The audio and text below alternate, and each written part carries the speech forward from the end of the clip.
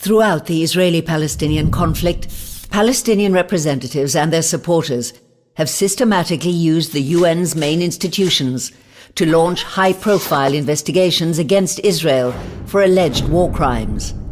However, these charges have been proven time and again to be false. Example number 1. In April 2002, after Israel was struck with a wave of suicide bombing attacks, Israeli troops entered the Jenin refugee camp in the West Bank, described by Palestinians as the capital of suicide attacks. Palestinian leaders accused Israel of carrying out a massacre.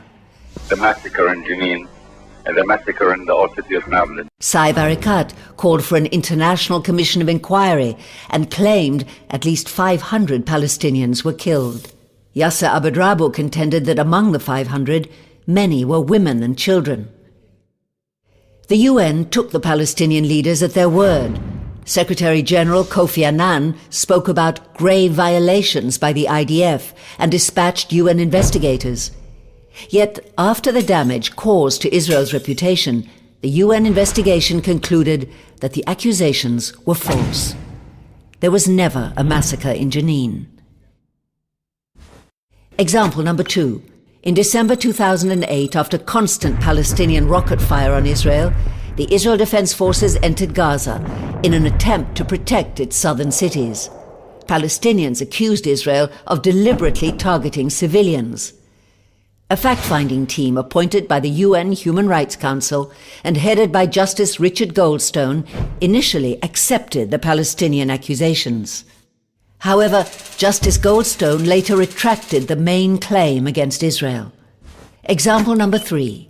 In May 2010, the Israeli Navy stopped a flotilla of 6 ships on their way to Gaza. Israel was accused of imposing an illegal naval blockade and denying civilians access to food and humanitarian aid. UN Secretary-General Ban Ki-moon empowered the Palmer Commission to investigate the claims. The Palmer report concluded that the blockade was legal under international law and that there was no humanitarian crisis in Gaza.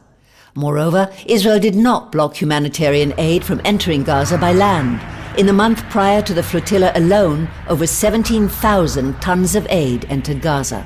The markets of Gaza were, in fact, full of fresh produce. These are just 3 well-known examples.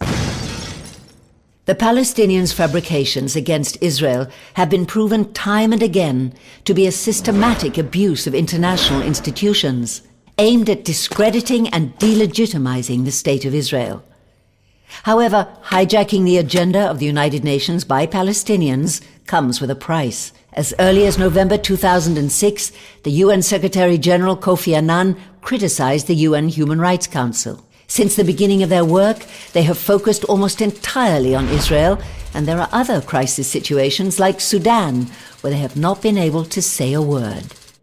The systematic exploitation of international humanitarian law by Palestinians comes at the expense of others in need. It erodes the credibility of UN bodies, and it must come to an end.